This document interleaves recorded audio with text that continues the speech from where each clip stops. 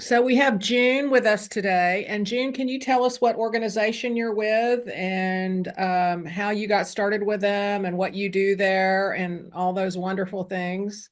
Yes, so I am the executive director and founder of Black Women Rest, which is a nonprofit that centers wellness for women from a holistic standpoint. And so I leverage my love of creating beautiful spaces, bringing together community with the women in the community, knowledge of a plethora of things. And so I host overnight experiences 4 times a year, which I bring in a chef, a massage therapist, wellness practitioners. I'm going to give women an opportunity to sit down, be in community with others, get the support that they need, that opportunity just for a pause. Intentionally, I host in my area because I want women to build up the muscle to understand that rest is a sustainable daily practice, and that it's not something you have to escape or retreat to do.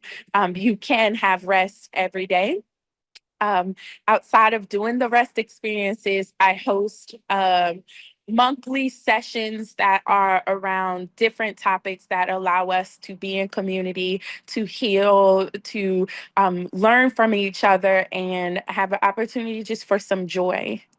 That's beautiful. So you have a Yeah. physical location? I don't. I'm praying that uh, the space that I have becomes our community home. That's what I've been calling it since I've been in the home.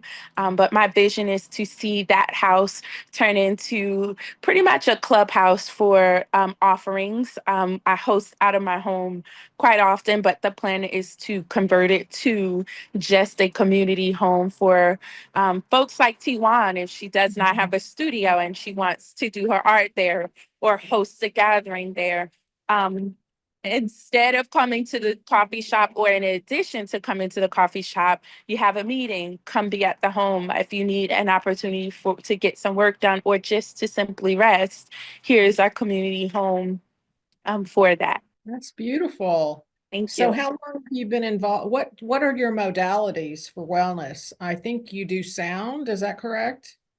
A little bit of everything. So I try to share with folks that there are right now what we use is 7 different forms of rest. So physical rest, mental, spiritual rest, sensory rest, emotional rest. So we tap into all of those different forms. So we do sound healing, yoga, breath work, traditional therapy sessions.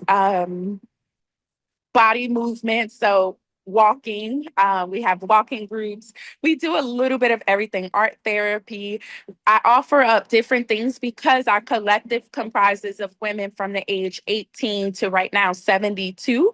And so what one woman likes, another woman may not prefer. So I offer different forms of community gatherings. So just last week, we had a gathering to start our walking club back up now that it's warmer outside. We called it a Harriet House Party, and 70 women showed up from the community. Yeah. And we actually hosted it here at the coffee shop. Women came out to learn about how they could get out in the community and walk, the importance of walking and what it actually does to your body, and how to do it with an accountability partner.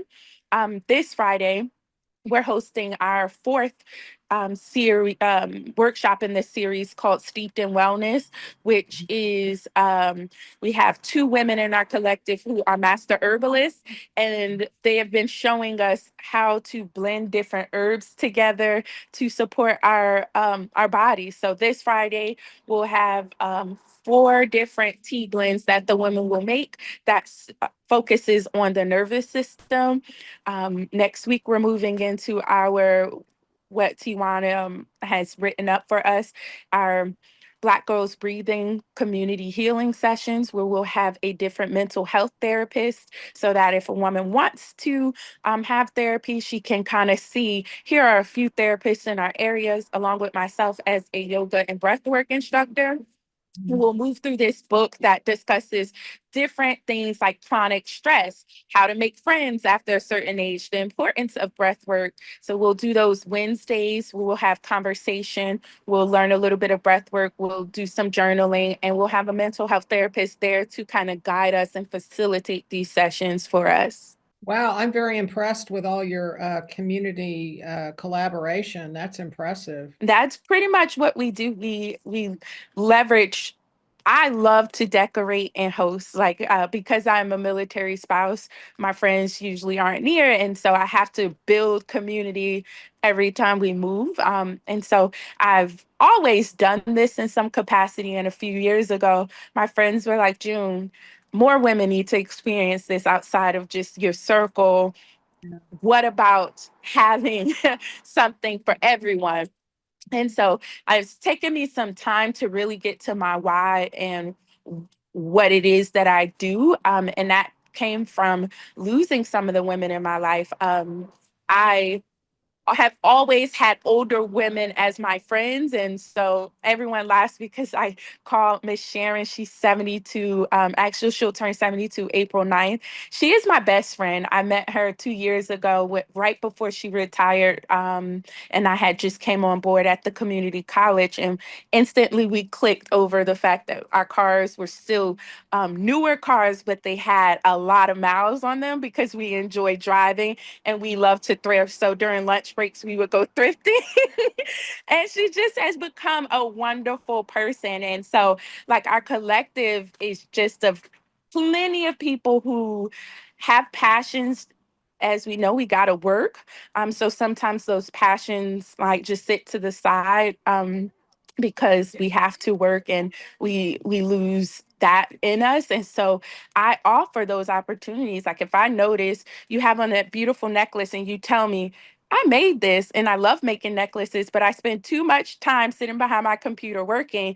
I say, oh, let's do a class. And that's literally what happened in December. I met a woman who has a nonprofit and she has beautiful, beautiful beads and jewelry. And she said, I used to do this. This is what saved me through COVID.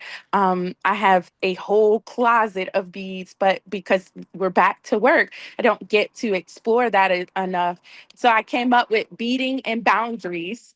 Literally, she taught us a class on how to make these beautiful bracelets. All of us made bracelets. And then I brought in a mental health therapist and we had conversations about boundaries as we beaded. And so that's what I love to do. I'd love for you to come out here. But first, tell me about T1 and how you connected with her and her project. Oh yes. So I've known Tiwan because of the art community is it's prominent, but it's very small here. And so it's like, yes, you know many artists here because there's just one hub of them at the King's Canvas. And so I've met Tiwan several times, and it was at one event she stood up and she spoke. And um, Tiwan said something, and at the end, I said, everybody, before we leave, say what you have and say what you need. And I got to know Tiwan through just that interaction. And then I've come to several of her offerings at different libraries and different events that she's partake in. And then one day I said, hey, I follow this page and they have a grant coming. And I would love if we could apply for this.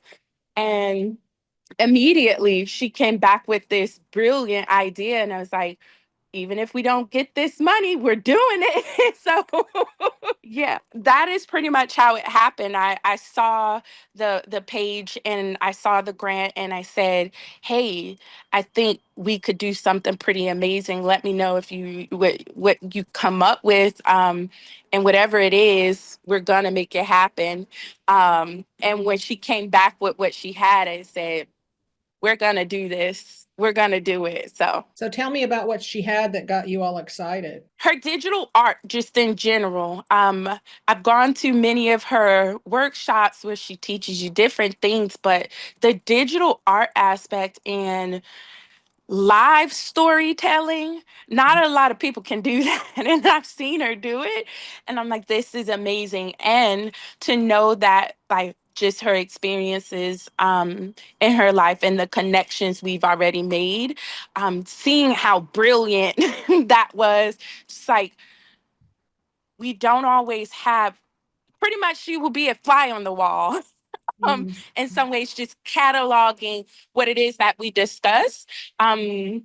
Intentionally, we talk about how we don't have our phones or take pictures of much of what we do, but those conversations are always rich. So to know that it will be captured in such a meaningful way, and portrayed in a way that will speak to what we've discussed, that the story will leave and the lessons will leave, but like the particular person that it came from, that still remains private, but it can be seen by everyone, is super important because the space is made to be a safe space, but what we have to say and how we feel, people need to know. And so I, this is just really, really cool. And once again, to be able to leverage something that an artist can do with what I do, is just bringing folks together. I It's love it. perfect. Yeah, I love it. So when is she going to get started? What's the timeline? Do you know? um, because we decided that we were doing this with or without the grant. Thank God with the grant. I had begun to advertise for the sessions to start. They're going to last over a course of 6 weeks, and my vision is to see this happen in cohorts again and again, because we want to remain intimate. So she will come in towards the middle of April. So I think we have it on there. April 16th will be the first session she will listen in on and interact with us. I can't wait. Mhm. So excited. So is there anything else you'd like to share about yourself or the project or Tiiwon or your community at large? I'm just really happy that we're able to do this, because I know that this is just the beginning. We just seeing the love and the support on social media after you all had posted that we had won, just seeing how the community responded to the congratulations from the inbox and even the likes that were on the post, um, reminds me that, like, we are a community, and these things are very important, and our voices need to be heard, in many ways. And so I'm grateful for this opportunity, to be able to make this happen in the ways that we wrote it down, and now it's going to grow. This is going to become a thing. I love it because I'd never really heard about, I've kind of I've been an artist most of my life, but I just find it so fascinating that more people aren't using this method of Mhm.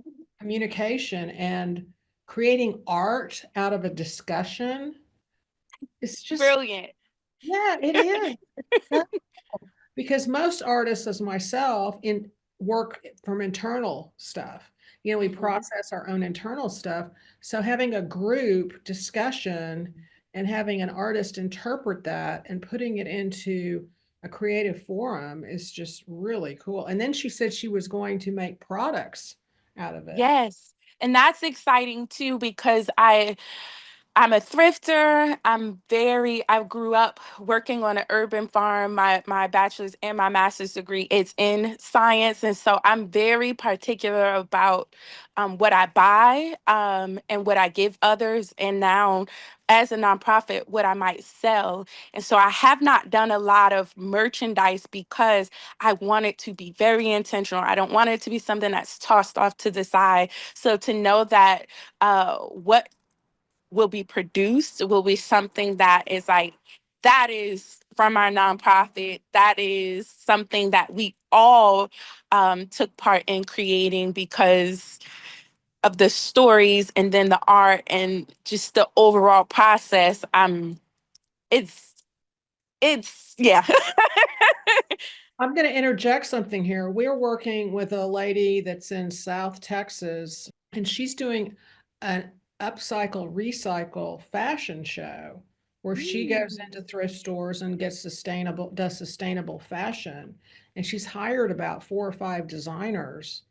So Mm. if you guys want to do something that's sustainable from your thrifting, I mean, you could even have a group. I'm just making a suggestion. Don't take it, you do whatever you want with it. But if you go to thrift stores and pull out things and maybe have a sewing jam where you create things with the stuff that Tiiwon's going, like maybe embroidering some of the Yeah.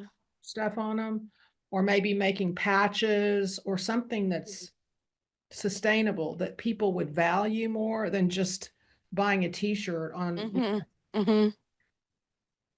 I love that. I'm an idea person, so take it with a grain Um, of salt, but no, that's really good because then things can be made that's unique.